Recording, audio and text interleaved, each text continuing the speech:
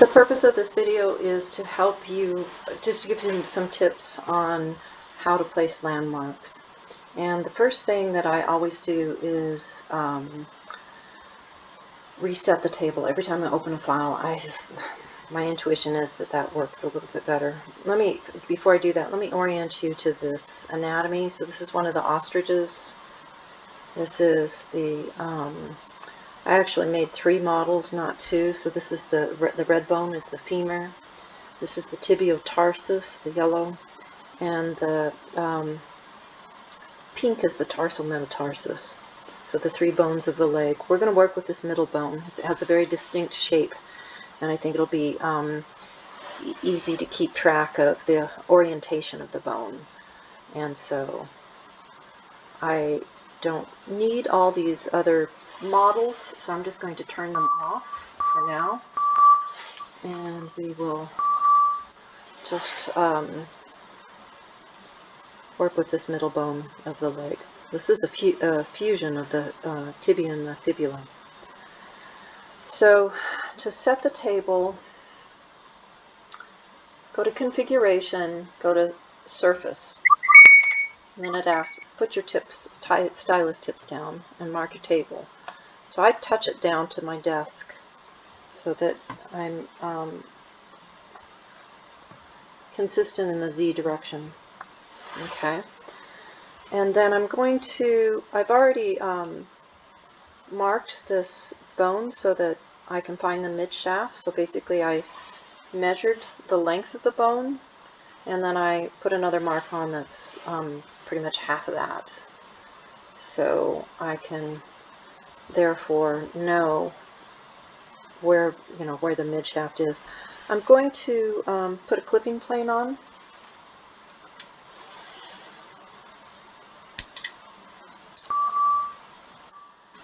And I don't want it that way. Let's see, how do you, oops, that's not what I wanted.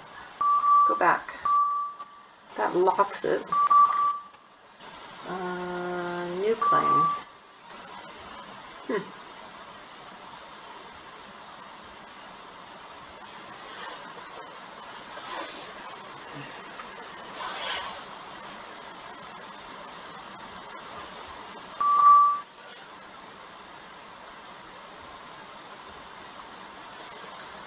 Operations, models.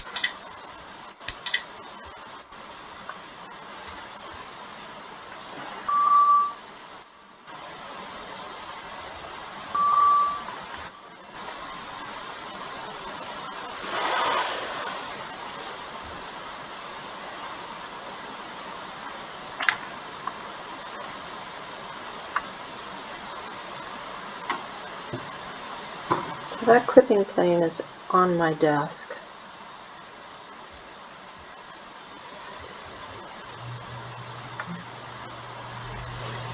And let's reorient this. I'm going to, well,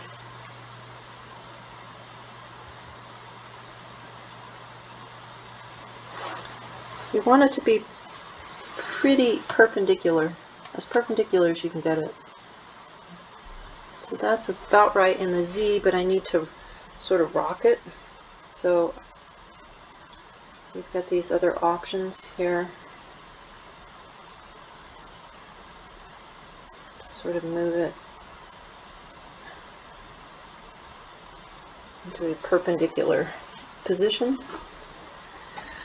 After I get it sort of where roughly where I want it,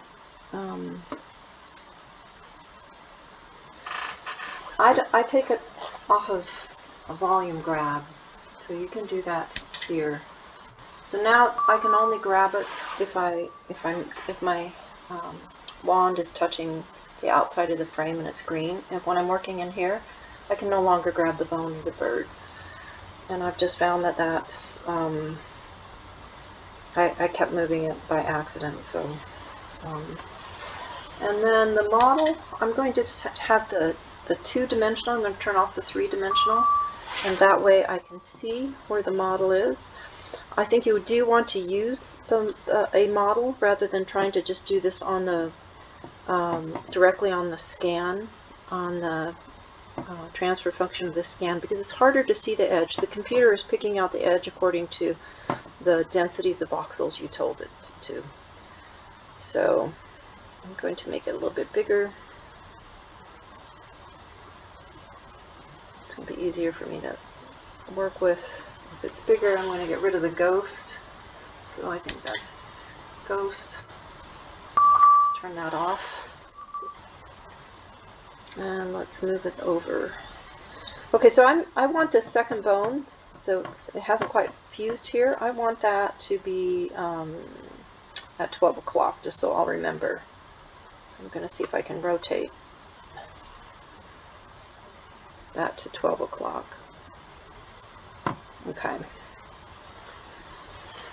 And maybe even a tad bit bigger, I think.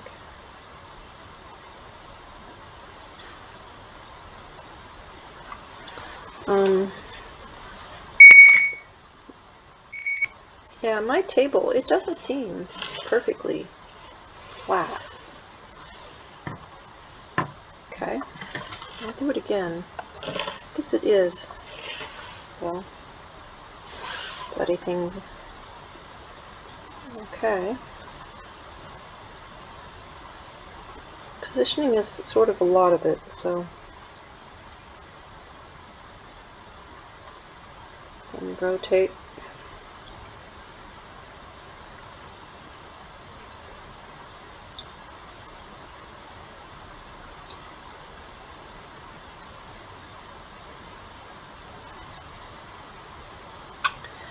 Okay, the way that I'm going to set up a grid to mark these is I'm going to add a line. So I'm on the length one, and I'm just going to try to go dead through the center.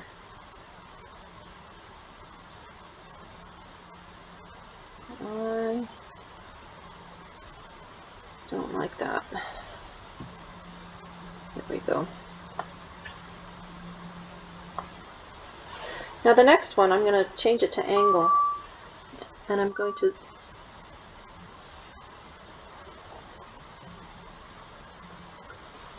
put a 90-degree line on this angle.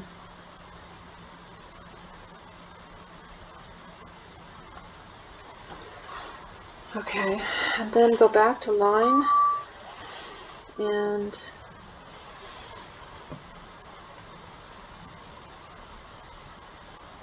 I've got crosshairs now. And then I can go back to angle. I can move this to 45.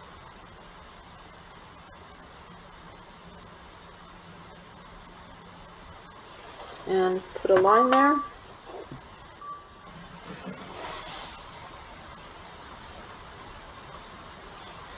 Back to angle. I'm going to move this to 22.5.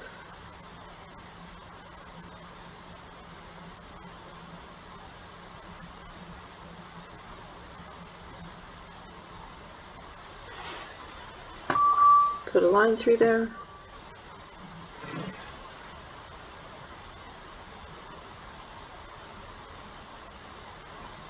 Go back to angle. 22.5 on the other side.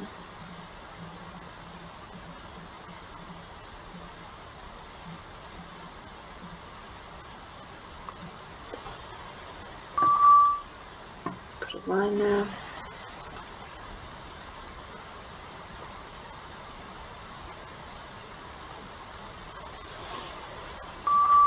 .45.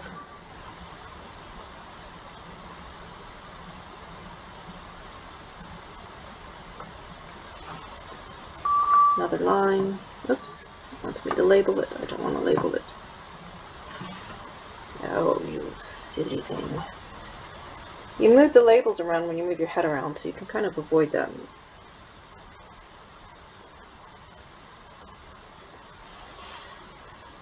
Angle. Put it down again.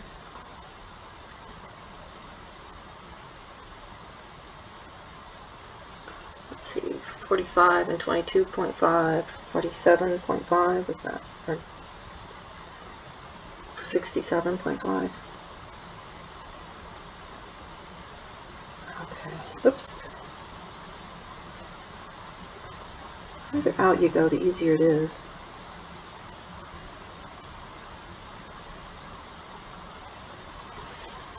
Line.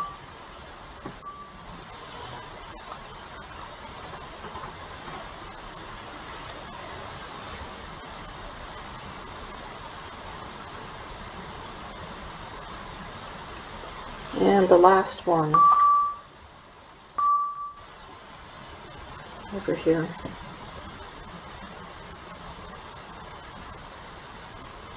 Okay.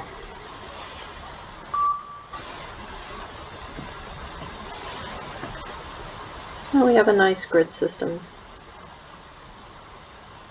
Okay. And then I'm going to add voice memos, and I'm always going to do this in a consistent pattern. So you just pick the pattern, however you want to do it is fine. You can add as many as you want. I think I'm going to add one at the top here. That'll give me at the top of where these two bones are starting to fuse together, one in between, and then on both the outer and inner rims of this ring. So voice memo,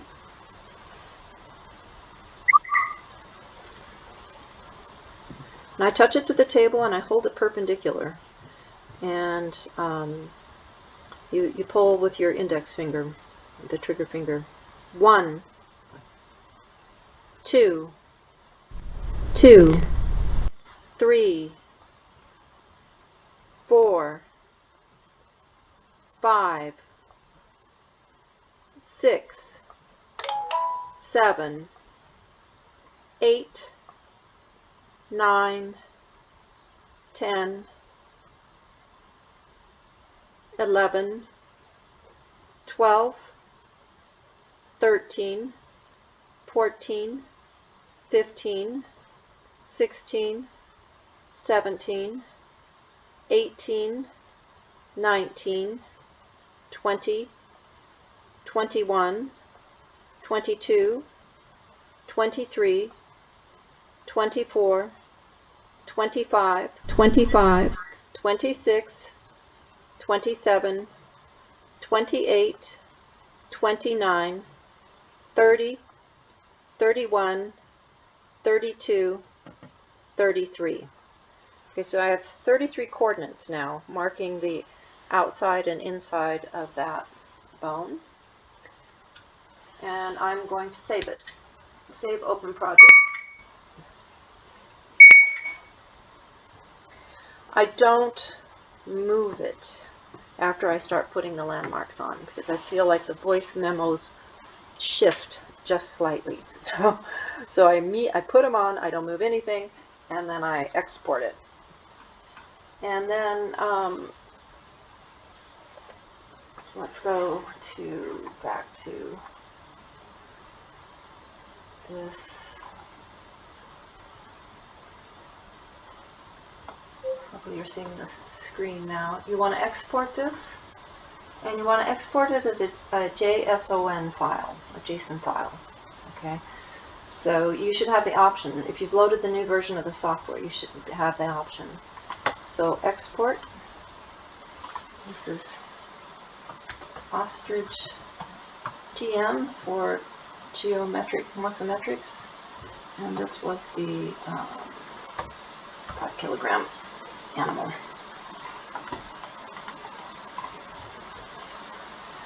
Now when the file comes up, you'll know that it's this .json because it has these fancy brackets. It looks different than the text file, so now you know you've saved it correctly. And that's all there is to it. And then you do the next one, and then we'll take all of these data. Oh, one other thing you might want to check is you can scroll down. So it's got coordinates for my lines and my models still. So angle measurements. But if you scroll down, voice memo, you can see voice memo start. you should have 33 of these points. Right, so that's another way to double check that you got all the markers on there that you thought you got. So you could count those up. All right, that's all there is to it.